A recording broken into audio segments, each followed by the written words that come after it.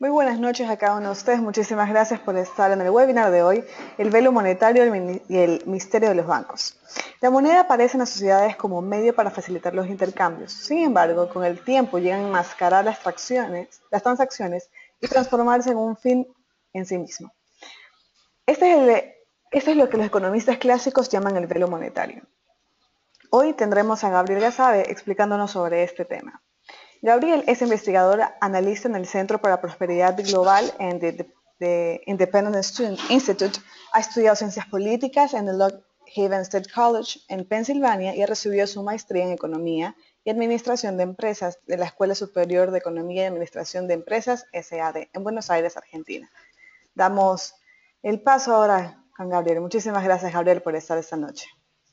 No, muchas gracias a ustedes por invitarme. La verdad que tengo mucha expectativa porque es mi primer webinario. Generalmente doy mis clases con la gente frente a mí, face to face, y viendo cómo reaccionan, yo voy graduando mi clase y metiendo algún chiste o algún bocadillo divertido para reanimar a la gente. Entonces me es raro estar hablando frente a un cartelito que dice Sony simplemente, pero bueno, trataremos de hacerlo lo mejor posible.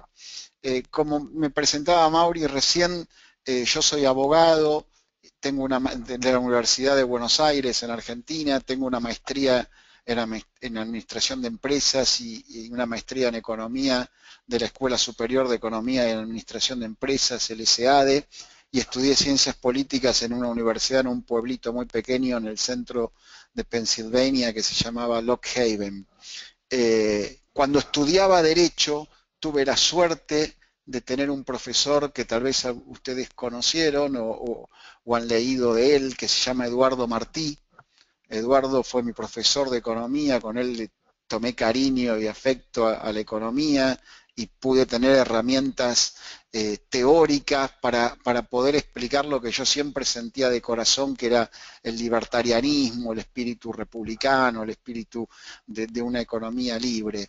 Tuve la suerte de, después de ser alumno, trabajar con él en la facultad y terminé heredando su cátedra en la facultad y durante muchos años enseñé fundamentos de análisis económico y financiero con el doctor Alberto Venegas Lynch, hijo.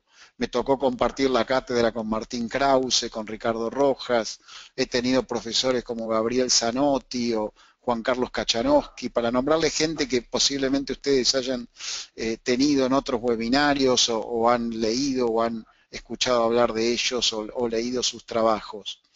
Eh, Mi especialidad, si es que tengo alguna, es enseñar lo que llamo el proceso de mercado, es decir, de la A a la Z, cómo funciona nuestra actividad económica de cada día, desde una perspectiva austríaca, de una perspectiva de la economía que nos enseñaron Ludwig von Mises o Friedrich von Hayek.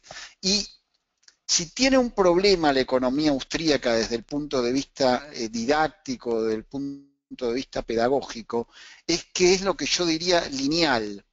Hoy yo les voy a hablar sobre lo que sería el punto 3 o 4 de ese cursito que yo doy de 12, 14 horas que llamo el proceso de mercado. Antes de lo que vemos hoy, yo les enseño a mis alumnos cómo, cuál es el método de estudio de la economía, las implicancias lógicas de la acción humana, cómo se descubrió la teoría subjetiva del valor y de ahí cómo se desprendió la ley o la teoría de la utilidad marginal, cómo eso a su vez influye en la ley de oferta y demanda tan despreciada y tan violada en nuestros países hoy día, cómo eso es lo que determina los precios en el mercado y cómo la moneda en definitiva va a depender de los precios. El poder adquisitivo del dinero es un precio. Entonces, en el día de hoy yo doy por sentado que ustedes más o menos alguna vez han visto qué es la teoría subjetiva del valor, de qué dependen los precios, cómo influye la utilidad marginal y cómo es en base a ella surge la ley de oferta y la ley de demanda que cuando se cruzan hace lo que se conocemos o generan lo que se conoce como la ley de oferta y demanda. Desgraciadamente no puedo ir para atrás para poder aclarar algunos de esos temas.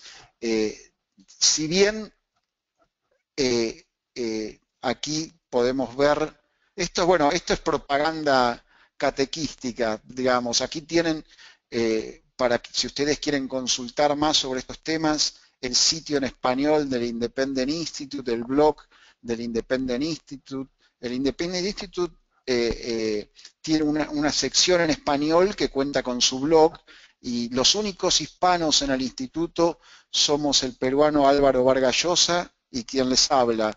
Los demás son todos gringos y no pueden colaborar mucho en estos temas de América Latina y de temas en español, pero la idea mía y parte de mi trabajo es volcar al español lo que el resto de nuestro staff produce en inglés, que es vasto, muy variado y muy enriquecedor. Abajo ustedes pueden ver un correo electrónico que me pertenece, ahí me pueden escribir, me pueden mandar sugerencias, les puedo hacer llegar si me escriben el PowerPoint que vamos a utilizar en esta presentación y también si ustedes se dedican a escribir o a difundir ideas, organizan eventos en cada uno de sus países, me hacen llegar el link de la promoción y yo automáticamente trato de difundirlo desde nuestros sitios. Así que en eso cuenten conmigo en particular y con el instituto en general. Vamos a recordar lo que era la Escuela Austríaca de Economía, que es la que nos va a guiar para analizar estos temas. La Escuela Austríaca, acuérdense que surgió con el grupo llamado los marginalistas en la Universidad de Viena en 1871. Ahí estaban Karl Menger, que ustedes ven aquí, y había otros dos, que eran Gibbons y Walras. Gibbons y Walras a su vez dieron nacimiento a otras escuelas. Gibbons a la escuela de Lausanne y Walras a la escuela de Cambridge.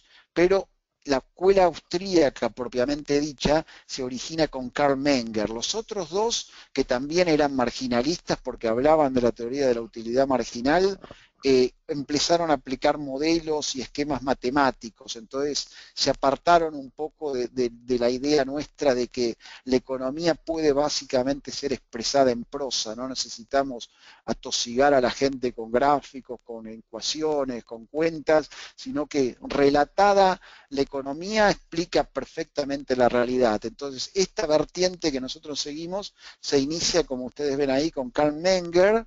Después le siguió su seguidor más importante, que fue Eugene von Baberg, y después ya tienen, entrando en el siglo XX, a Mises, a Hayek, otros pensadores fueron Hans Engholf e Israel Kirchner. Aquí tienen un gráfico como un árbol genealógico de la escuela austríaca, que cuando me lo soliciten también se los hago llegar. Ese dibujito de una luz significa que una vez un profesor en un curso apagó las luces del aula y desde el medio del salón incendió una linterna. Y lo que trataba de reflejarnos y nos preguntó, ¿a dónde están mirando ustedes en la oscuridad? ¿A la luz que usted prendió, profesor? Bueno, él trataba con esa metáfora decirnos que en el mundo, en la sociedad, en las relaciones sociales, ocurre exactamente lo mismo. Muchos individuos se manejan en penumbra, en oscuridad, y cuando hay una idea, actúa como una luz a la cual todos miran.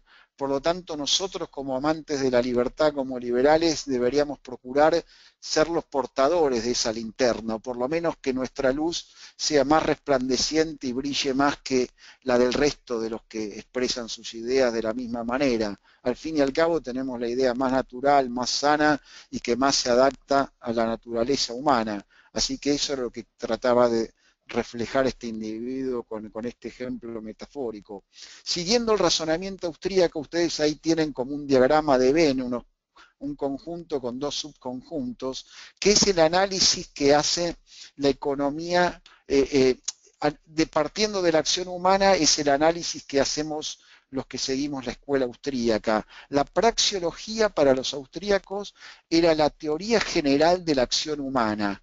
Esa era la praxeología. Ahí hacen los derivados de la acción humana, qué es lo que ocurre para que el hombre actúe o en qué contexto el hombre actúa o qué produce su accionar. Hablaban de la incertidumbre, del interés personal, la escala de valores. la secuencia temporal, etcétera. Es decir, la praxeología estudia la acción humana en general. Después hay muchas ciencias que estudian la acción humana. La historia va a estudiar cómo actuaron los individuos y cuáles fueron sus consecuencias. La psiquiatría y la psicología tratará de explicar por qué actuamos de una manera y no de otra, y tratará de definir cuál es un accionar normal y quiénes se apartan o no de ese accionar. Bueno, la economía lo que estudia dentro de la acción humana o respecto de la acción humana es el proceso de intercambio de valores. En todo acto humano hay un proceso de intercambio de valores. Ahora ustedes y yo estamos intercambiando valores, estamos dando energía, ustedes me están teniendo paciencia y prestando atención, yo trato de hacer un esfuerzo para ser lo más claro y lo más didáctico y ameno posible, estamos intercambiando valores. Cuando esos valores se expresan en dinero, estamos dentro del área más chiquita de la economía a la que denominamos mercado. El mercado sería el área de la economía o el subárea de la economía donde los valores que se están intercambiando pueden expresarse en dinero. Ya que vamos a hablar del dinero, me parecía apropiado hacer esta disquisición. Aquí vamos a ver entonces el temario, básicamente lo que yo quisiera analizar con ustedes en estos minutos que nos quedan. Quisiera ver el trueque y la aparición de la moneda, el dinero como un servicio, qué pasa cuando la moneda padece o se le impone un monopolio oficial y se establece el curso forzoso, qué es el precio del dinero, qué es la inflación, cuáles son sus causas y sus efectos, y cómo la inflación se relaciona de un modo u otro con el cálculo económico. Por último, analizar, si tenemos tiempo, el tema de la ley de Gresham. Esto era un pequeño cuadrito que yo les hice respecto de las etapas que fue padeciendo, porque en realidad más que viviendo o enalteciéndola, la moneda ha ido padeciendo distintas etapas, y aquí tenemos arriba de todo los hechos y las consecuencias. Tenemos el trueque y el cambio directo, la moneda mercancía y el cambio indirecto. Esto, ¿cómo lo podríamos resumir muy sintéticamente, muy prácticamente? En los orígenes de la civilización, lo que existía era un sistema de cambio directo o trueque, un bien por otro, dos gallinas por una vaca, una guitarra por dos vasijas, un caballo o dos caballos por una carreta, etcétera, etcétera. Era cambio directo, era un bien por otro bien. Eso mientras las comunidades eran pequeñas, mientras la cantidad de bienes y servicios eran relativamente reducidos, era reducida, podía más o menos facilitar la vida social o el progreso o por lo menos la subsistencia de los habitantes de esas comarcas, de esas sociedades. El problema es que paulatinamente con el tiempo, a medida que los bienes y servicios se hacían más abundantes y más variados y que la población se incrementaba, se vio que el trueque o el cambio directo no servía, paralizaba las transacciones, no se vivía bien si se seguía con ese sistema. Los grandes inconvenientes, Murray Rothbard en su libro The Mystery of Banking habla de este tema y nos señalaba básicamente tres inconvenientes del trueque o del cambio indirecto. Uno era la indivisibilidad de los bienes. La mayor parte de los bienes en una economía no son susceptibles de ser divididos o fraccionados sin que pierdan su valor, sin que se desnaturalicen, sin que pierdan su esencia. Es decir, no podemos fraccionar una casa o un apartamento o un carro en 4 o 5 partes para con cada una de ellas hacer un intercambio por su cuenta. No podemos, vale como un todo. Eso ya es un limitante. Otra segunda limitante del trueque era lo que Murray Rothbard llama la doble coincidencia de deseos. En un sistema de trueque, si yo tengo el bien A y anhelo tener el bien B, tengo que conseguir un fulano o una fulana que quiera el bien A y que a su vez tenga tenga el bien B que yo deseo y que esté dispuesta a hacer la transacción a una ratio de A por B. Si ella quiere 3A, ya sonamos, no puedo hacer la transacción. O si la señora o el señor quiere C, tampoco puedo hacer la transacción. Entonces, la doble coincidencia de deseos es una limitante importante en un sistema de trueque. Es decir, si yo quisiera ofrecerle a un diarero o a un kiosquero o a alguien que me vende una golosina a cambio de una charla sobre la escuela austríaca, posiblemente me quedaría sin leer el periódico de la mañana o sin darme un gusto de comer un chocolate, porque va a ser difícil que se dé esa doble coincidencia de deseos, un chocolate por una charla mía. Entonces, esa era una limitante. Y la tercera, nos señala Rothbard, era la imposibilidad de realizar cálculo económico. Y esa es la clave de una economía capitalista hoy día. El cálculo económico es lo que nos permite primero llevar contabilidades, analizar estados contables, si nos va bien o nos va mal, si estamos ganando o estamos perdiendo, si nos endeudamos o no lo hacemos, si compramos tal cosa o tal otra. No lo podemos hacer en una economía basada en el cambio directo o en el trueque. Por lo tanto, espontáneamente, solitas las comunidades, sin que haya un reglamento que lo estableció, una ley sancionada que dijo desde tal fecha esto va a dejar de existir, espontáneamente y voluntariamente en las comarcas, en los pueblos, se comenzó a ver cómo se podía sortear el problema del trueque, cómo se podía zafar de las garras del trueque y de todo el cercenamiento al desenvolvimiento de la comunidad que generaba. Entonces aparecieron lo que ustedes ven en este gráfico, en el punto 2, como la moneda mercancía. Ahí surge el cambio indirecto. El que tenía 2 gallinas y quería una vaca y tenía que encontrar un tipo que tuviera la vaca que él deseaba y que a su vez quisiera las 2 gallinas que él tenía para ofrecer, lo que hacía era, trataba de ver qué podía querer el tipo de la vaca para cambiar eso por las 2 gallinas y después ir con eso a cambiarlo por la vaca. Parecía como una triangulación. Así aparecen las monedas mercancías. Monedas mercancías fueron el pescado, el ganado, el término pecus. El término pecuniarios viene del griego pecus, que significa justamente ganado, la sal, el tabaco, distintos productos que la gente estaba acostumbrada y familiarizada para usar para otras cosas en la vida cotidiana, comenzaron a ser utilizadas también como moneda.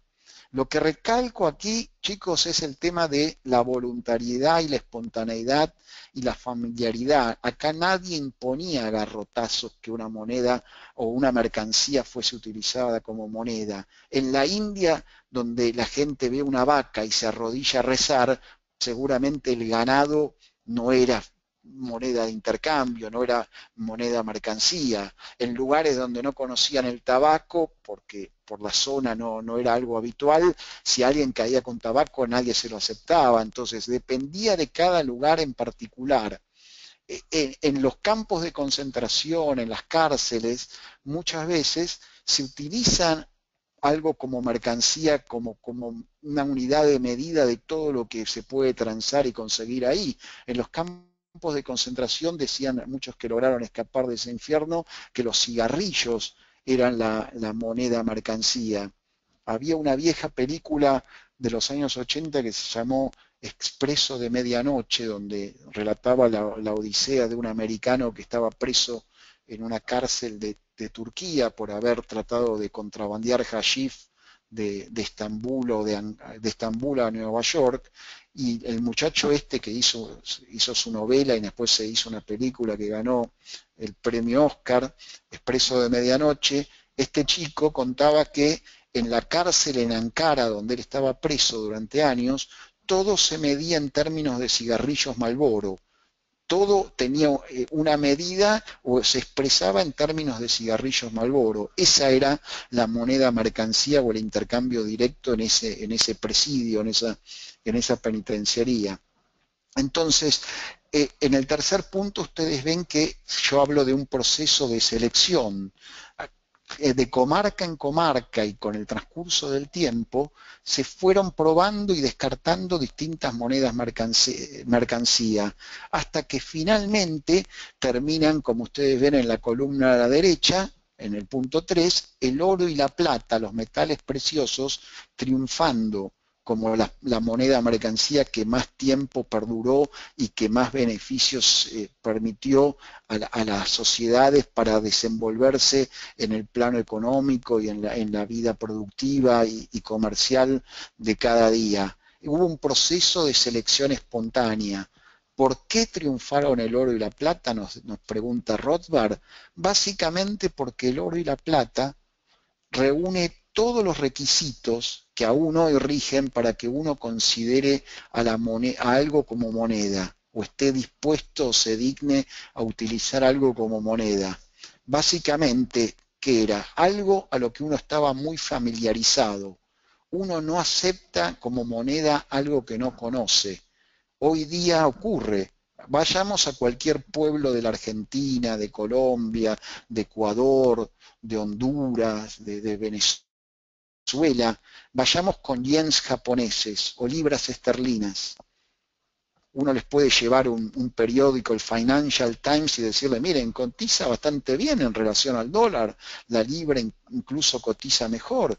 Y el fulano al que le mostramos eso a cambio de comprarle algo, nos dicen, sí, pero yo no conozco esta moneda, nunca vi esta moneda, nunca tuve una libra esterlina en mis manos. ¿Qué sé yo a quién se la encajo esta el día de mañana en este pueblo? Si no la conozco yo, que soy comerciante, ¿quién me la va a aceptar para un bien o para un servicio que yo quiera comprar? Por lo tanto, nadie va a aceptar una moneda con la que no está familiarizada, o no está habituado, y que a su vez tiene dudas de que alguien se la vaya a aceptar. ¿Por qué no aceptamos dinero falso? Sí, porque si uno piensa en realidad entre que lo falsifique el Banco Central de cada uno de nuestros países y lo haga Juan de los Palotes en el sótano de la casa, el proceso es el mismo. Y no aceptamos dinero falso porque tenemos dudas de que alguien no nos lo acepte a nosotros, que nos rechacen cuando vayamos a pagar. Si todos nos ponemos de acuerdo y decimos de un día para el otro, mira, entre que lo fabrique el Banco Central y lo haga alguien en un granero, lo aceptamos igual y bueno, todos aceptaríamos dinero falso, digamos. Es una cuestión de confianza y de familiaridad. Entonces, el oro y la plata eran dos metales a los cuales la gente estaba habituado por la orfebrería, por la decoración, por las alhajas, por lo que fuese, estaba habituado a utilizarlo.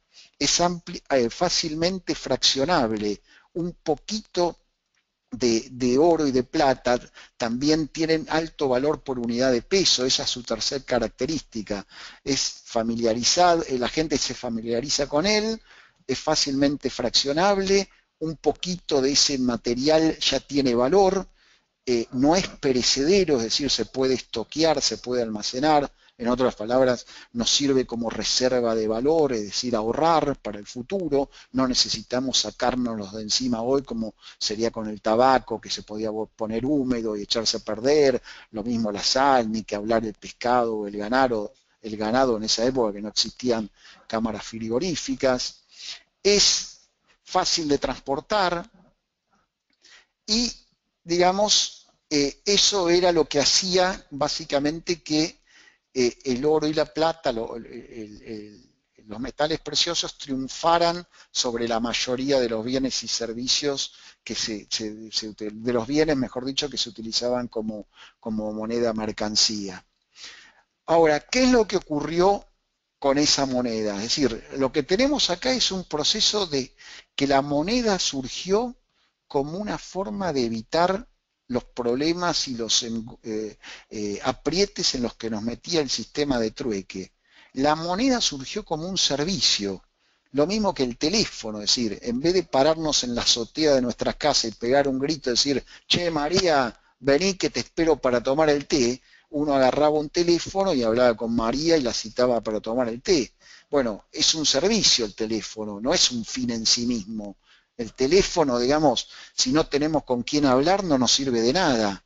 El dinero tampoco. El dinero, si estamos en la cima del Himalaya con 100 millones de dólares, y hasta que nos congelemos y pedecemos por inanición, nos pasaremos contando los 100 millones de dólares, pero no nos sirve de nada el dinero. El dinero nos sirve si hay tiendas y negocios y vidrieras para intercambiarlo. Entonces, lo que les quería resaltar en esto es un proceso espontáneo donde la gente inventó el dinero para salir de las dificultades del trueque. Acá no hubo un monarca, no hubo un decreto, no hubo una ley, no hubo un parlamento con 50 cretinos de un lado y 50 del otro que levantaron la mano y dijeron esta va a ser la moneda del día siguiente.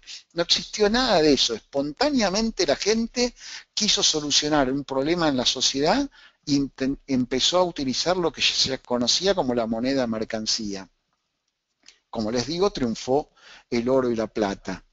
En un principio, la acuñación de la moneda, como ven en el punto 4, estaba en manos privadas. Eran acuñadores, orfebres que ofrecían el servicio de moneda.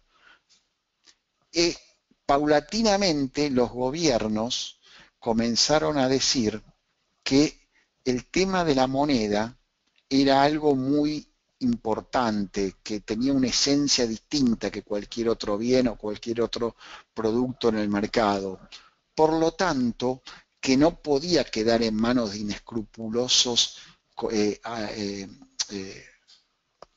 acuñadores privados o artesanos privados que trabajaran el metal precioso. El individuo, decía el gobierno, podría decir que la monedita de plata tiene 20 gramos y la moneda tenía 18 gramos. Como la gente en confianza no va a estar pesando moneda por moneda, lo puede estafar. El gobierno, los reyes, los señores feudales, los caudillos del momento, según el lugar histórico y según la zona geográfica, comenzaron a hacer esta reflexión. Apareció la moneda en el mercado, en manos privadas, y era algo muy, muy sensible, hacía al ser nacional o al bienestar común o a los valores supremos de la patria o todas esas imbecilidades que se esbozan sin saber bien qué se está queriendo significar, pero a los oídos de la masa popular suenan muy agradables y la gente aplaude y lo acompaña. Entonces, ¿qué pasó? Los gobiernos comenzaron a prohibir la acuñación privada y si saltamos un poquito para abajo, en el punto 7, van a ver que aparece, déjenme ver por aquí, si lo tenemos por aquí, bueno, acuñación privada, bancos de depósitos, monopolio de la convertibilidad, autoridad monetaria, mercado libre. Bueno, no está en la tabla, pero lo que comenzó a hacerse es que los gobiernos decretaron dos cosas. Primero, establecieron el monopolio de la acuñación en distintos feudos, en distintos principados, en distintos reinos, comenzaron a decir, a partir del 1 de diciembre de tal año, como si fuera ahora el 1 de diciembre de 2015, el único que va a poder ofrecer el servicio de moneda es la Casa de la Moneda de nuestra autoridad máxima, del señor rey, del virrey, del señor feudal o del capanga que sea en cada caso. Establecieron el monopolio de la acuñación de moneda en manos del Estado. Algo que yo siempre digo en mis clases es que las regulaciones son como muchos insectos. Hay muchos insectos, por lo menos aquí en Argentina, cuando yo era chico, no sé, alguna tía abuela me decía, vos Gabrielito, si un día ves una cucaracha, quédate quietito y esperá porque va a venir otra al rato, porque siempre andan de a dos, nunca andan solas. O lo mismo si alguien vio una laucha, una rata o algún otro tipo de alimaña. Aparentemente andan en banda como los políticos, nunca vienen solos. Bueno, yo uso ese ejemplo para llevarlo a las regulaciones. Las regulaciones cuando se meten en el mercado, cuando intervienen entre la libre voluntad y en la acción humana de los que estamos interactuando en el mercado, generan tantos descalabros que una regulación requiere de otra y esa otra de otra y esa otra de otra. Había cuando cuando yo era chico, un programa se llamaba Los Tres Chiflados, donde los tres chiflados en una época tienen en un episodio tienen que ir a una mansión persiguiendo a alguien que se había robado una pintura y entran para hacerse pasar, haciéndose pasar por plomeros. Entonces, como no eran plomeros, comienzan a poner un caño en la toma de agua, el caño perdía, tienen que meterle otro caño, a ese caño otro, y después hacen una telaraña de 4.000 caños que siempre sigue perdiendo por algún lado y tienen que agregar nuevos caños para que el agua no se escape. Bueno, los gobernantes hacen eso con las regulaciones, controlan los precios, nos ponen precios máximos, hay desabastecimiento porque al precio máximo nadie vende, entonces van y controlan, obligan a los supermercados a tener los productos y llevan a los militares y escrachan en la televisión la escasez culpando a los empresarios, bueno, así en todo. En el tema este de la moneda en el que estamos metidos ahora en este ratito, ocurrió lo mismo. Cuando el gobierno establece el monopolio de la acuñación de moneda, sabe que la gente no es estúpida y que va a tratar de eludir esa moneda, el uso de esa moneda. Entonces, ¿qué hizo? A la regulación, al decreto por el cual se concede a sí mismo el monopolio en la acuñación, el gobierno le sumó otro decreto que fue el que establece el curso forzoso. Y ahí nos encapsularon en el uso de las monedas nacionales en cada uno de nuestros países. No solo el gobierno va a tener el monopolio, la exclusividad de emitir moneda dentro de un territorio, sino que a su vez, por el curso forzoso, la gente tiene la obligación de saldar los tributos con esa moneda, de cancelar los contratos que firmó, de suscribir obligaciones y comprometerse a algo y cancelarlo en esa moneda. Es decir, salvo excepciones de algunos países que son más libres y permiten contratos en monedas extranjeras, la mayoría nos por los códigos civiles y por la legislación local, establece que la moneda de curso forzoso es la que se utiliza para saldar los compromisos jurídicamente asumidos. Entonces ahí fue la fiesta total para los gobiernos. Recuerden que los gobiernos vinieron a salvarnos de los inescrupulosos acuñadores privados. En vez de tener sensatez y decir, puede haber acuñadores privados que sean delincuentes y que digan que la monedita tiene 20 gramos de plata y le están poniendo 18, para eso el gobierno va a ser árbitro, va a ser un estado gendarme que va a tener el rol de administrar justicia y a esos individuos los vamos a llevar a la justicia y eventualmente condenar y encarcelar. No, directamente el gobierno pateó el tablero y asumió por sí mismo la acuñación de dinero. Es como si el gobierno hoy día dijera hay computadoras que vienen de fábricas falladas y en vez de permitir que los usuarios de computadoras iniciemos demandas judiciales contra los fabricantes, directamente los tipos asumen, nacionalizan la producción de microchips o de pantallas o de teclados. Sería lo mismo o el mismo absurdo. Déjenme darles algunos ejemplos de lo que pasó históricamente con la depreciación o el envilecimiento de la moneda, para que ustedes vean qué tal nos fue con la moneda bajo un monopolio gubernamental y en un sistema de curso forzoso. Miren ahí, tal vez está muy chiquito para las pantallas de algunos, pero el ejemplo que tenemos es de monedas históricas a lo largo de distintos periodos, cómo fueron cambiando. Esto está extraído del libro de Rothbard, El misterio de los bancos. Veamos el ejemplo de la moneda francesa. En el año 1200, la libra francesa pesaba 98 gramos de plata. En unos cuantos siglos más tarde pesaba solamente 11 gramos. Vean cómo a lo largo de unos cuantos siglos cambió la composición de la cantidad de gramos de plata que tenían estas monedas. El punto es, los gobiernos respetaban la marca de la moneda, se seguía llamando libra francesa. Ahora, en vez de 98 gramos de plata, tenía 12 gramos de plata.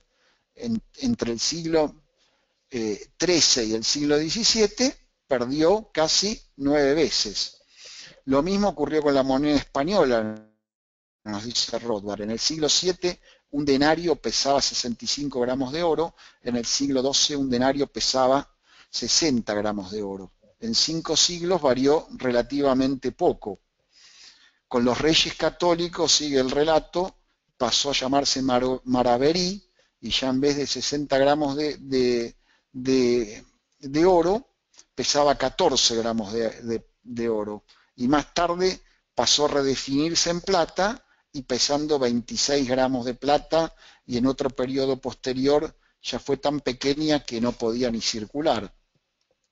El precio del dinero. Déjenme hablarles del precio del dinero, la inflación y con eso un poco cerrar el tema de hoy y estar atento a las preguntas que ustedes quieran hacerme. Como les digo, esto es una parte de un curso muy largo, así que en otra oportunidad lo complementamos con gusto. Yo me ofrezco para complementarlo con otra charla, con otro webinario. Ahí tenemos el precio del dinero. El dinero, ustedes recuerden, era una mercancía, era el tabaco, la sal, el ganado, el oro y la plata, o los billetes hoy día que imprimen nuestros bancos centrales. El dinero, analícenlo ustedes siempre como una mercancía. No hay nada de mágico, no hay nada de esotérico, no hay nada no sé, de religioso en el dinero, a pesar de que lo llenan de símbolos patrios y de invocaciones religiosas, porque recuerden, después del monopolio oficial de la moneda, después del curso forzoso, la tercera regulación fue tratar de convencernos de que el metal era muy engorroso, entonces nos trataron de seducir para que nos acostumbrásemos a usar moneda de papel, dinero de papel, billetes, y ahí ya la fiesta para los gobernantes fue espectacular, porque cuando eran moneditas de oro, de plata, relativamente estaban agarrados a que no podían inventarla del aire. A lo sumo tenían que buscar nuevos yacimientos, o lo que hacían, como vimos recién en el ejemplo, al nombre le iban quitando caudal o cuantía del metal precioso y la hacían cada vez más chiquita. Y con la diferencia que le extraían a cada monedita, acuñaban otra tanda, otro lote de monedas, y así incrementaban la cantidad de dinero. Con el papel moneda ya la fiesta no tiene límite. Entonces, cuando analicen el precio del dinero, que es lo mismo que el poder adquisitivo del dinero, piensen en la oferta y la demanda. La ley de oferta y demanda, que junto con las constituciones de nuestros países es una de las normas más violadas, es lo que determina el poder adquisitivo del dinero. El precio de algo es el poder adquisitivo. Si el precio de un yin son $10, el poder de compra de un yin equivale a $10. Véanlo del mismo modo. Con $10 compro algo, con ese algo compro $10. Entonces, el precio del dinero es el poder adquisitivo del dinero y va a depender de la oferta y la demanda de dinero. La oferta de dinero la manejan los gobiernos. Hoy día, el único que emitía de dinero es el gobierno a través del Banco Central. Podríamos ver en otra charla siguiente cómo los bancos comerciales también generan dinero, pero no quiero entrar en eso que es más técnico. ¿Cuánto dinero hay? ¿Cuánto va a ser la oferta de dinero? Depende del Banco Central, en reunión con el Ministerio de Hacienda, con el presidente, para paliar el gasto público, para cubrir baches, para financieros, lo que sea, pero la oferta de dinero la maneja el gobierno. Cuanto más oferta de caramelos hay, el precio del caramelo baja. Cuanto menos oferta de calzoncillos hay, el precio del calzoncillo sube. Así juega la oferta y la demanda respecto del precio de algo, es inversamente proporcional. Entonces recuerden, así como de cualquier otro bien o servicio nos conviene que exista una mayor cuantía del mismo, que haya más refrigeradores, más iPads, más televisores LED, más computadoras, porque su precio baja, respecto del dinero, es el único bien cuyo precio no nos conviene que baje, porque el precio es el poder adquisitivo, por lo tanto compramos menos. Entonces, una mayor oferta de dinero no beneficia a la sociedad, no nos beneficia a nosotros. En cuanto a la demanda de dinero, es algo que sí manejamos nosotros, pero es muy relativo el peso que tiene la demanda de dinero. La demanda de dinero, ¿qué sería? No es los deseos o los anhelos de tener dinero, porque eso sería infinito. Demanda de dinero es cuando nosotros cobramos nuestro sueldo, cuando nosotros nos entra un determinado ingreso, nos entra 100, 500, 1000, lo que sea, la demanda de dinero va a depender de cómo nosotros vemos que se va a comportar el mecanismo de precios en el futuro. Va a depender del poder adquisitivo a futuro del dinero, que va a estar influido por la oferta de dinero. Entonces, la demanda de dinero también está influida por la oferta de dinero. Si yo cobro mi sueldo hoy, mi salario hoy, o el primero de un mes, y creo que los precios van a mantenerse a lo largo de ese mes, yo demando dinero. No me saco todo el dinero de encima como ocurre en Venezuela, como ocurre aquí en la Argentina donde yo estoy ahora, o en países como Irán o Zimbabue, donde el dinero no vale nada. Ocurría en la Alemania en 1923 con la hiperinflación, donde los obreros cobraban su sueldo, corrían a las rejas de las fábricas, le daban a sus esposas, a sus novias, para que a su vez salieran rajando hacia la tienda antes de que se derrita. Cuando, con un proceso de oferta de dinero creciente, de inflación, porque esa es la inflación, ahora la definimos, la demanda de dinero tiende a cero, porque es como quedarse con cubitos de hielo en la azotea de la casa una tarde de verano. Hay que sacarse el hielo de la mano, hay que dárselo a alguien a cambio de algo. Entonces, si nosotros tenemos expectativas inflacionarias, la demanda de dinero va a tender a cero.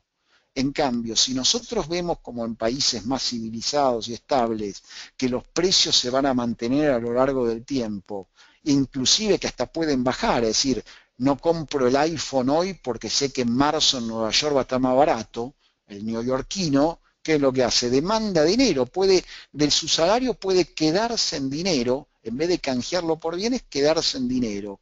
Entonces, cuanto más demanda de chocolates hay, el precio sube. Cuanto menos demanda de chocolates hay, el precio, como cualquier otro bien.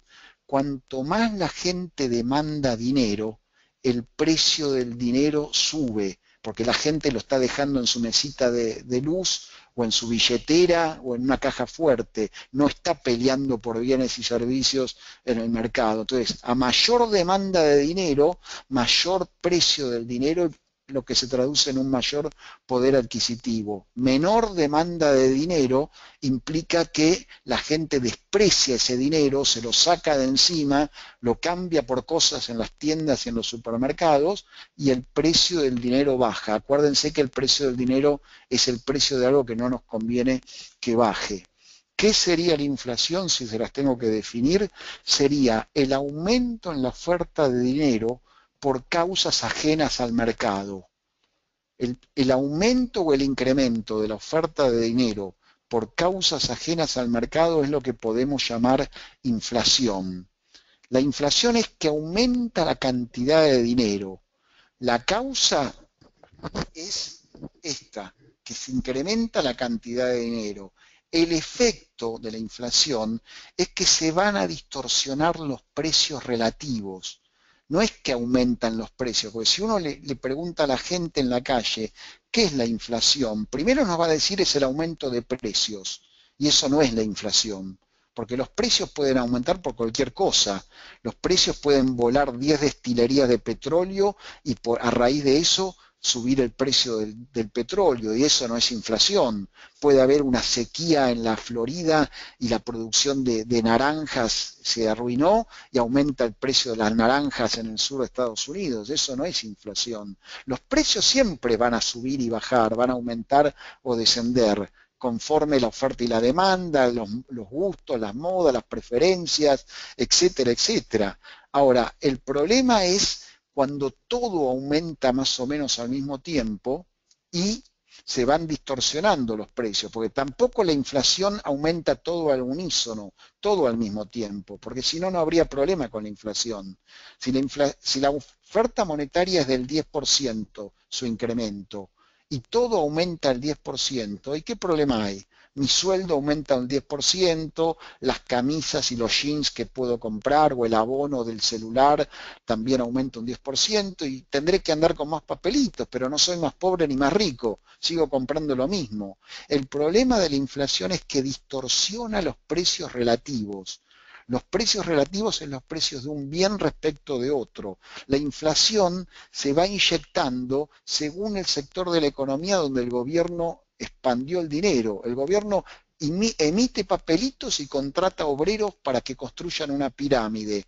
Los obreros tienen el dinero fresco, eh, salen a comprar a tiendas, ese dinero empieza a expandirse, pero no de una manera pareja. El gobierno no tira desde un helicóptero a la madrugada la misma cantidad de dinero a todas las personas. El dinero se va inyectando por algún sector de la sociedad, entonces va distorsionando los precios relativos. Los precios en un mercado pueden sufrir dos efectos: modificarse, que hace a la naturaleza de los precios. Que los precios suban y bajan es hacia su esencia, es decir, es una estupidez hablar de precios estables o de estabilidad de precios, porque como les digo, las modas cambian, los gustos cambian, hay accidentes naturales o bélicos o lo que fuera, por lo tanto los precios siempre van a subir y bajar. El problema es que cuando hay inflación, a su vez se distorsionan los precios. Entonces uno no sabe, por eso ahí abajo ustedes tienen la inflación y el cálculo económico. Cuando hay inflación y los precios se modifican, imagínense que yo estoy viendo el mercado, quiero poner una fábrica de algo y veo que la gente, que el precio de las bicicletas está subiendo, pero estoy en un contexto inflacionario y las bicicletas suben. Entonces yo me pregunto, carancho, ¿qué será? ¿La gente está más dispuesta a hacer ejercicio con vida sana y al aire libre? ¿O será que sube el precio de la bicicleta porque el gobierno está falsificando dinero? ¿Qué hago? ¿Fabrico bicicleta? ¿Pongo una fábrica de bicicletas? Y no sé, se paraliza el cálculo económico. Cuando hay un contexto de inflación y cuanto más elevada sea, peor, uno no puede planificar nada. En un proceso inflacionario uno vive el día a día, porque los precios se van distorsionando de una manera que yo no sé si yo soy productor, soy empresario, soy un pequeño comerciante, yo no sé si los precios están subiendo, el precio de los tallarines o de los espaguetis sube porque la gente quiere comer más pasta o porque es el papel falsificado del gobierno que hace que suba la harina y suban los espaguetis, no lo sé. Entonces, una economía se maneja a ciegas, se maneja, digamos, al tuntum, no puede funcionar. Entonces, la inflación es la forma más perversa para financiar los gastos del gobierno. Y a los gobiernos les encanta porque no dan la cara. Ningún gobierno nos va a decir que ellos son los causantes de la inflación. Ningún gobierno va a salir al palacio presidencial, al balcón, como les gusta salir a los tiranos de nuestros países, a nuestros populistas, caudillos populistas, a decir, muchachos, los estafamos, perdónennos.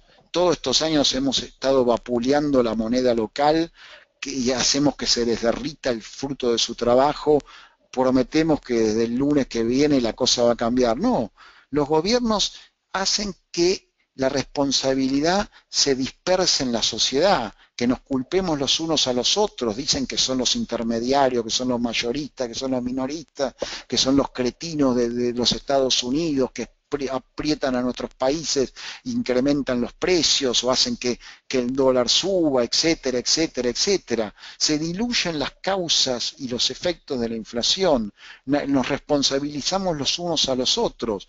Por lo tanto, si el gobierno se va a financiar, lo más sensato es que lo haga a través del recaudador, que uno sepa que el tipo que viene con la saca vacía y el garrote a tocar el timbre de nuestra casa, a robarnos parte de nuestro trabajo, y recuerden que si uno trabaja 8 horas por día, 5 días a la semana, 4 semanas al mes, 12 meses al año, cuando el gobierno nos rapiña el fruto de nuestro trabajo, nos está rapiñando la vida. Hay parte de nuestra vida que uno no pasó con sus novias, con sus novios, con sus papás, con sus mamás, con sus tíos, mirando las olas en una playa, etcétera, etcétera, porque se lo llevaron los políticos, como cuando donamos sangre y nos van sacando con un tubo y una jeringa parte de ese líquido rojo. Bueno, el gobierno hace eso con el color de los papelitos de la moneda de cada uno de nuestros países. Una pregunta que uno les puede hacer a los gobernantes o a los políticos cuando nos dicen la inflación no tiene ningún problema, la inflación no hace aumentar los impuestos o la inflación no es mala, emitir dinero no es malo, nos dicen muchos. Si emitir dinero no es malo, le podemos preguntar a un político, ¿por qué existen los impuestos? ¿Por qué ustedes quedan tan antipáticos con el organismo tributario de cada país, cobrándole a la gente el fruto de su trabajo, si la inflación o la emisión de dinero no genera ningún problema? Emitan dinero para todos los gastos y el gasto no tendría límite. Es más, exportemos la idea y el modelo y vayamos mañana mismo al país más pobre de nuestro continente, que es Haití, y lo sacamos a Haití adelante. Si la cuestión es poner una impresora a escupir papelitos las 24 horas del día, 7 días a la semana, los haitianos en un año nadan en bonanza. Es que no es así. El dinero es un medio, el dinero no nos sirve si no hay tiendas llenas de productos, si no hay shopping malls abarrotados de tiendas, de ropa, de electrodomésticos, de carros, de televisores, de lo que sea. El dinero, nosotros no comemos dinero. En Haití la gente por un tiempo comería dinero hasta que comenzasen a morir por intoxicación de la tinta y se darían cuenta que la bonanza no era tal. Es decir, lo que yo quería decir es que el dinero es un medio. No, es como si nos llenamos de teléfonos celulares y no tenemos a quién llamar, o estamos repletos de automóviles pero no vamos a ningún lado. ¿Para qué nos sirve? No son un fin en sí mismo. Entonces, el dinero es algo que nos sirve para zafar de los problemas del trueque. Si no sirve para eso, no cumple su función. El dinero podrían ser pedazos de chocolate, podrían ser tornillos, podrían ser tuercas. A mí me pagan mis honorarios en tuercas, yo voy con la bolsita de tuercas en la campera o en el blazer y con eso pago en las tiendas y el de la tienda paga con tornillos o con monedas, con tuercas a su vez a otro. Podría ser cualquier cosa el dinero. Pueden ser bits como el Bitcoin, cualquier cosa puede ser. Lo importante es que no caigamos de nuevo en el trueque. La Argentina en el 2001 cayó con la hiperinflación, cayó en el trueque. Para la Fundación Atlas, con otros economistas que escribimos los pulos del trueque en la Argentina, en un libro que editó el Independent Institute. Se vuelve a eso. Cuando los gobiernos vapulean tanto el producto moneda que termina haciendo que no sirva para nada. Por eso, cuantas más monedas haya compitiendo es lo mejor. Muchos criticaban al euro en Europa cuando se lanzó a principios de este milenio, porque preferían que cada país tuviera su moneda, porque así competían. La libra competía contra la peseta contra la lira, a su vez con el marco, con el franco. En cambio ahora no, esa competencia no existe en Europa. Hay una sola moneda manejada por uno. Lo peor que podría ocurrirnos es que existiera una moneda universal, como no, lo peor sería un gobierno universal o una fábrica de televisores universal. Lo ideal es que haya miles, que esté atomizado, que esté desperdigado, que no tenga curso forzoso, que cada uno pueda elegir cuál usar y cuál no. Eso sería lo ideal en un contexto de libertad o en un contexto de una sociedad libre. Me parece que me excedía el tiempo de la exposición y nos quedaría un cachito para que ustedes hagan preguntas, así que estoy a la espera de las mismas y eventualmente seguimos en un segundo episodio todo esto porque había más ejemplos y más cosas que me hubieran permitido ilustrar la exposición de hoy. ¿Tienen alguna pregunta? Recuerden que pueden hacerla tanto levantando sus manos y si quieren audio, avísenme o si no tranquilamente pueden escribirla en el chat. Hasta el momento no tenemos ninguna pregunta, así que, perdón. Ok, perfecto. Ya estamos sobre la hora, creo, ¿no? Sí, pero podemos... Como ustedes quieran, Mauri. Yo, por mí, esto me gusta tanto como el helado de caramel, así que Yo sigo, pero tú dime si la cortamos aquí, seguimos otro día, como ustedes quieran. No, no, yo no tengo ningún problema con continuar. Simplemente puede continuar y cuando apenas tenga una pregunta yo le aviso. Bueno, seguimos un ratito más entonces, Sí. gente. Déjenme ilustrarles con un ejemplo el tema de la inflación. Una vez me vi en el apriete de tener que explicarle qué era la inflación a unos nenes, a unas nenas, era en este caso un colegio de chicas de segundo grado de la primaria, así que tendrían 7, 8 años como mucho. Entonces ideé unos dibujitos para tratar de graficarlo y me parece que sirvió porque les quedó lo que era la inflación. Imaginemos que está Robinson Crusoe en su isla, está solito ahí y no tiene nada. De pronto pasa un avión sobre la isla y les deja caer este contenedor. Corre a abrir el contenedor y se encuentra que lo único que hay son 2 mesas y 4 sillas. Como en cualquier relación entre dos bienes distintos se establece un cruce, una ratio, un precio, lo llamaríamos técnicamente hoy día. En este ejemplo, la relación, acuérdense, había 2 mesas y 4 sillas, sería de 1 a 2. Una mesa equivaldría a 2 sillas, o visto desde el lado de las sillas, una silla equivaldría a media mesa. Seguía la historia seguía el muchacho este en la isla, Don Robinson, pasa otro avión, deja caer otro container y en este ejemplo lo único que había en el container ahora son otras 4 sillas. Ya no había 2 mesas o nada por el estilo, solamente 4 sillas más. Entonces, la relación ahora con el segundo viaje del avión se alteró. Ahora las mesas siguen siendo 2 y las sillas se duplicaron. En vez de 4, ahora son 8. La relación también va a variar.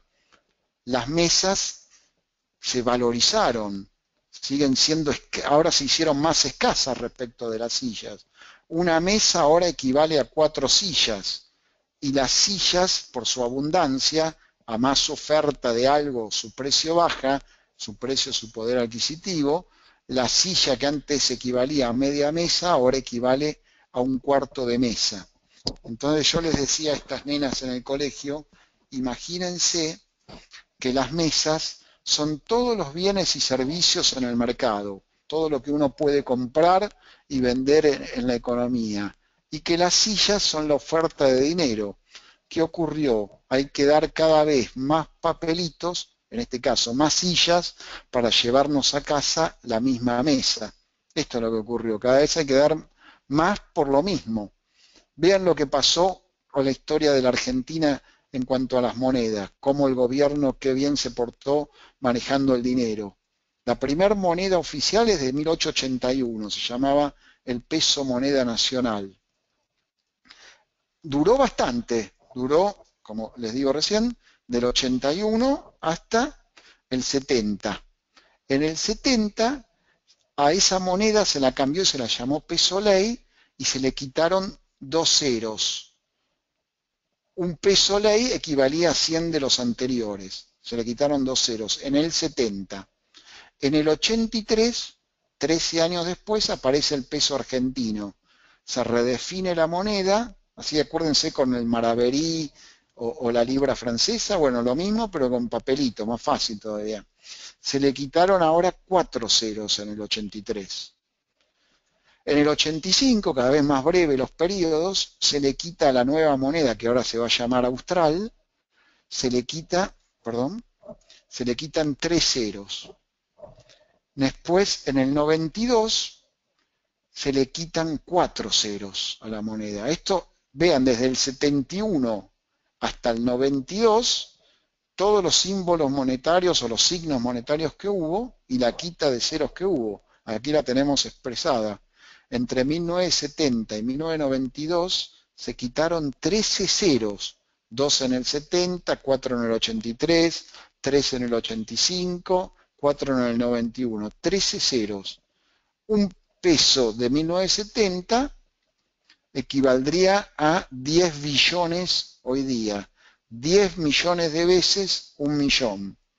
Eso es lo que ocurrió en la Argentina. No hubo ningún terremoto de mayores proporciones, no hubo una guerra atómica, no hubo tsunamis, no hubo nada, hubo políticos, que son la peor plaga que nos puede tocar.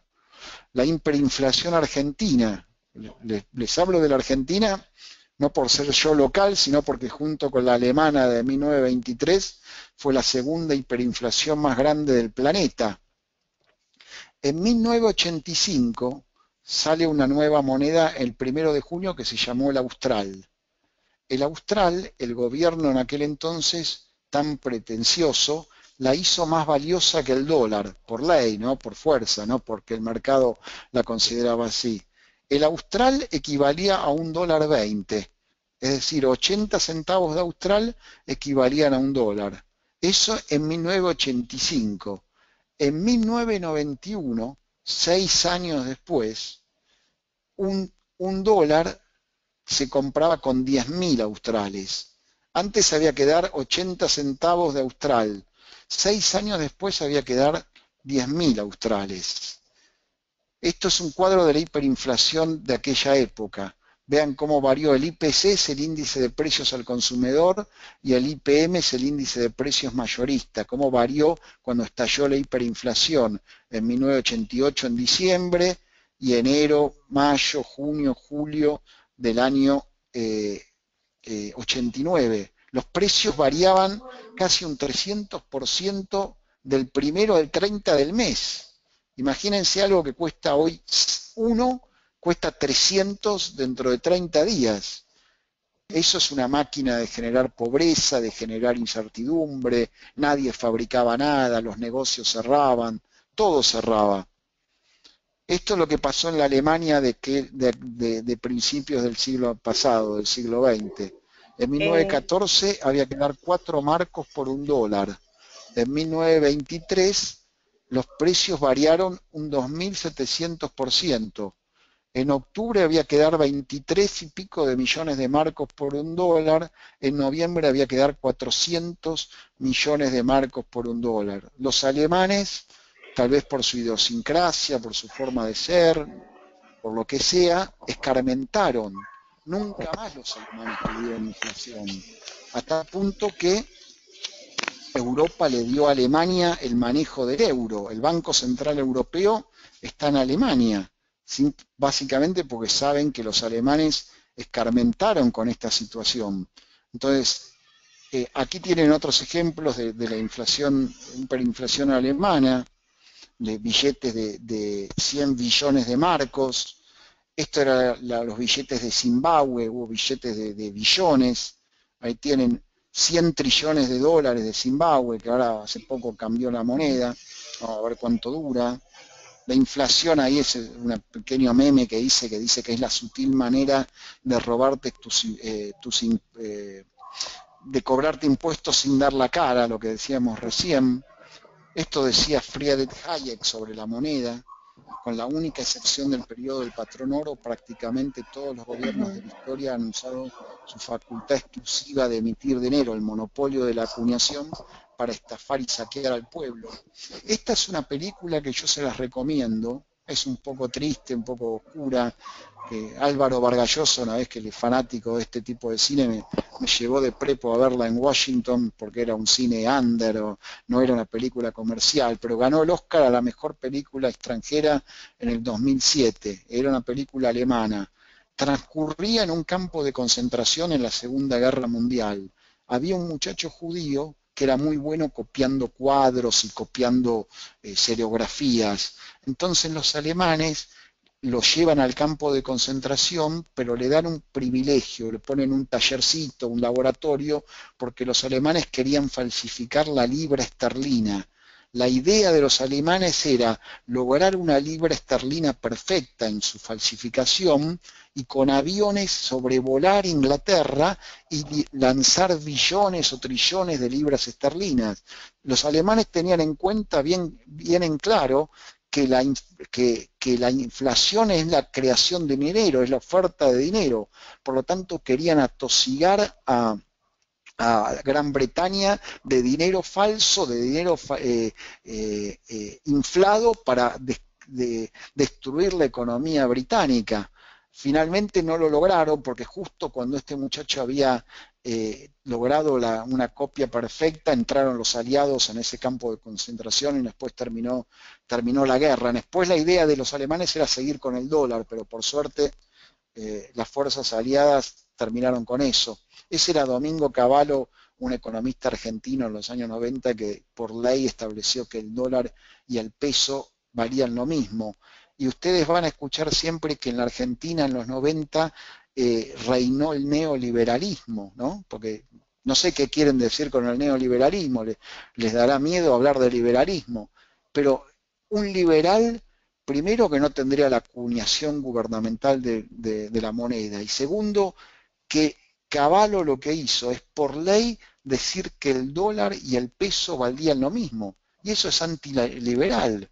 Le fijó un precio máximo al dólar, no podía valer más de un peso, así duró una década. Eso no es liberalismo, pero el grueso de la opinión pública en la Argentina y fuera de la Argentina la llaman a esa la hecatombe del liberalismo o la eclosión del neoliberalismo, cuando en realidad fue un socialismo moderado o un pseudo socialismo, pero de liberalismo no tiene nada. El precio del dólar, que es un precio común, en vez de estar libre, estaba regulado por ley.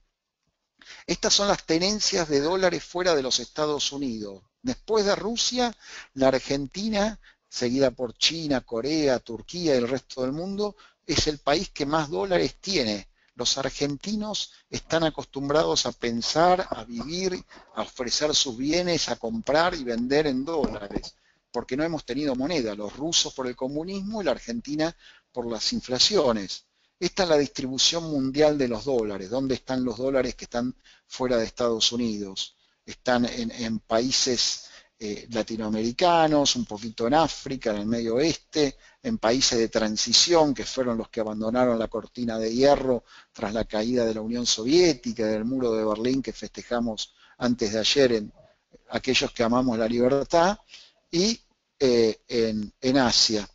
Es decir, así se distribuyen los dólares que están fuera de Estados Unidos. Piensen que Estados Unidos también vapuleó al dólar y ahí hubo una gran inflación de dólares. La diferencia es que hasta el año 73 el dólar estuvo atado al oro. Por lo tanto, el dólar es la moneda que la gente en el planeta más respeta.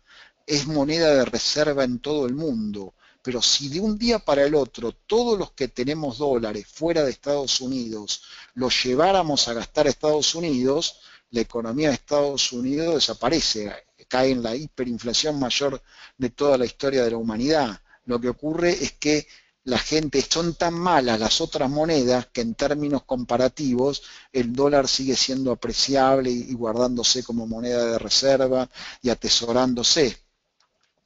Esto es, se los dejo para una próxima charla. Nosotros hablamos recién de la oferta de dinero, la oferta monetaria.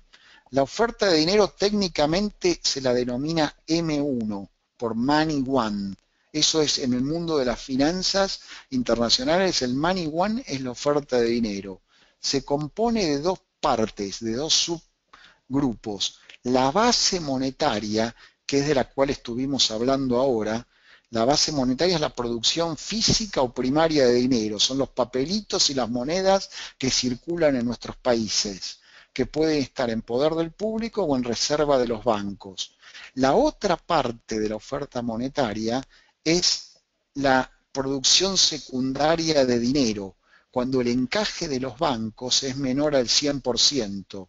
En cualquiera de nuestros países, si nosotros llevamos 100 dólares a un banco, el banco no tiene los 100 dólares inmovilizados en un rinconcito de su bóveda esperando que nosotros volvamos a pasar. Se quedará a lo sumo con el 10%. El otro 90% se lo presta al que viene atrás en la fila o hace inversiones o hace negocios o lo que fuera al banco. Eso genera dinero, incrementa la oferta de dinero, pero eso es un poco más técnico y necesitaría un poquito más de tiempo para explicarlo, pero lo que le quiero decir, hay dos formas de generar inflación: imprimiendo papelitos directamente o moneditas, que es aumentar la base monetaria, y bajando el encaje de los bancos. Cuanto más bajo, más lejos del 100% esté el encaje o el efectivo mínimo, la reserva mínima que tienen que tener los bancos, más inflacionario es el sistema bancario. Pero todo esto se puede hacer porque existe un banco central. El banco central es el que le fija a los bancos comerciales el encaje, no es la experiencia ni la oferta, la competencia en el mercado, ni nada de eso, es el Banco Central. Pero eso lo dejamos, si ustedes quieren, para otra vez. Si tienen alguna pregunta, alguna Sí, inquietud, ahora, de hecho soy sí, ya hay todo oído. preguntas. La primera pregunta Sí, viene de parte de Julián y dice, ¿qué alternativas se plantean para que no haya emisión a exposición de los gobiernos? Repito. sí. Ya. ¿Qué alternativas se plantean para que no hayan emisión a disposición de los gobiernos? Y bueno, Julián, creo que era tu nombre. Julián, la única alternativa sería quitarle el curso forzoso a la moneda. Es decir, si nosotros quisiéramos terminar con la inflación de un día para el otro en Venezuela, en la Argentina, en Irán, en Zimbabue, bastaría una ley con un artículo que diga el bolívar venezolano o el peso argentino o el dólar de Zimbabue desde las 0 horas, desde esta medianoche no va a tener más curso forzoso. El gobierno puede emitir lo que quiera, que ninguno de nosotros en esos países lo vamos a utilizar. La gente utilizaría el dólar, la gente utilizaría el euro, la gente utilizaría, no sé, tornillo, volvería al trueque, pero el gobierno podría seguir emitiendo toneladas de papel todas las madrugadas que nadie lo va a utilizar. Es decir, la clave para que exista la inflación es, aparte del monopolio oficial, es que el gobierno le dé curso forzoso. Si la moneda no tiene curso forzoso, nos manejamos con dólares, con euros, con franco suizo, con lo que sea. La gente se va naturalmente, se escapa de la moneda mala.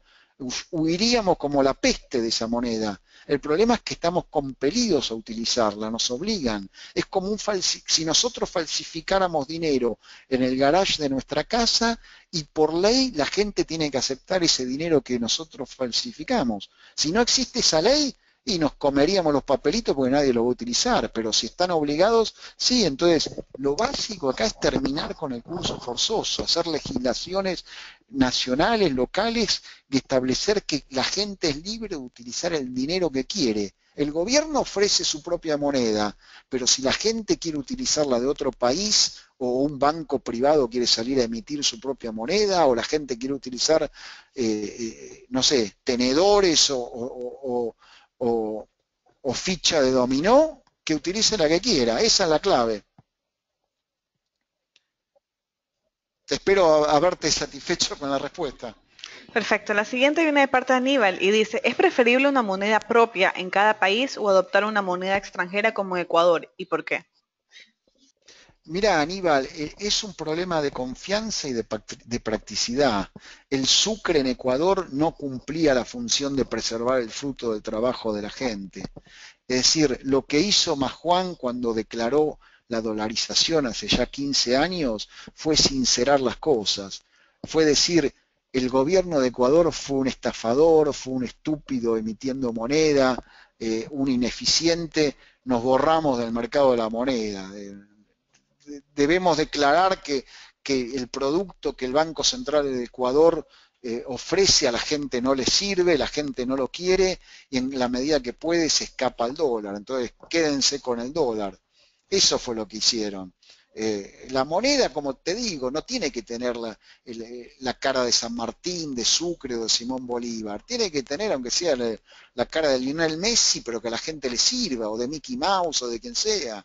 La moneda es un medio de intercambio, que los gobiernos le han dado una connotación superior, esotérica, mágica, religiosa, porque les conviene a ellos. Lo mismo que nuestro gobierno, hay uno que sale hablando con un pajarito, la loca de Argentina que dice que en otra vida era una arquitecta egipcia.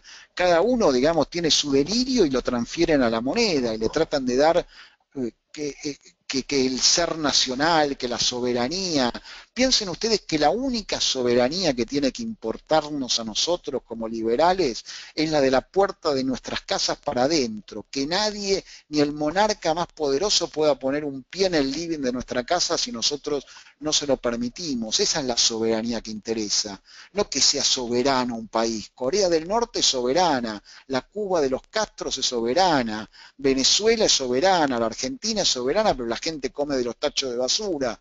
Lo que importa, los países no existen, existen gente. No existe la Argentina, no existe Venezuela, el bien común no existe, la igualdad de oportunidades no existe, toda esa frase, la justicia social, todo eso, existimos gente que actuamos, que compramos, que vendemos, que queremos ir por la vida sin joderle la vida a nuestros semejantes y tratando de ser felices y relacionándonos libre y voluntariamente. Eso es lo que existe. Entonces, que la gente elija la moneda que quiere, así como elige el fabricante de chocolate, de helados o de tablets o teléfonos celulares, que elija la moneda. Si queremos usar el yen, usaremos el yen, usaremos el dólar. Un día veremos que el dólar también es un papelito de colores que ya no tiene respaldo directo en oro, que no está atado al oro, y inventaremos una nueva moneda o aparecerá el patrón platino de alguna moneda, usaremos bitcoins. Es algo que somos nosotros, digamos. Nosotros inventamos, los particulares inventamos todo lo que existe en el mundo. Todo lo que existe, el celular, el chip, los anteojos, la computadora, el vaso, las cañerías de agua, lo inventamos los particulares. ¿Por qué somos tan estúpidos que no podemos elegir con qué moneda manejarnos? Los gobiernos nos doran la píldora y nos dicen que somos excelentes en los procesos, en las campañas electorales. Una vez que los votamos a los tipos y asumen el mando, nosotros somos unos imbéciles que no podemos decidir en qué hacer nuestros contratos o con qué moneda realizar nuestras transacciones. Entonces, no tiene por qué existir una moneda nacional. Ya hasta dudo si tiene que existir una nación, pero bueno, ese es otro tema un poco más profundo. Tenemos los últimos 8 minutos antes que se me apague completamente el sistema. Y la última pregunta, Ok, dale. mil disculpas a las otras personas que no podemos responder, pero viene de parte de José. Y dice, en este Sí, escenario, ¿podrá extender su explicación en el sentido de la regla de Taylor en el marco del nuevo consenso macroeconómico, especialmente con el objetivo de mantener el control de inflación? ¿Y cómo esto se relaciona con la trampa de liquidez? Gracias. bueno, un poco compleja la pregunta. Es decir, la única forma ¿cómo les puedo decir? El tema de la liquidez y el tema de la inflación. Yo les hablaba recién que la inflación es el aumento en la oferta de dinero por causas políticas. Puede haber en un mercado libre, donde el gobierno no maneja la cantidad de dinero, situaciones en las que la gente, nosotros, los ciudadanos, los empoderados, digamos, decidimos que se necesita más dinero. Imagínense que la población aumenta en número, que cada vez hay más bienes y servicios, y la cantidad de moneda se mantuvo estable en el tiempo, porque ningún gobierno maneja la cantidad de dinero.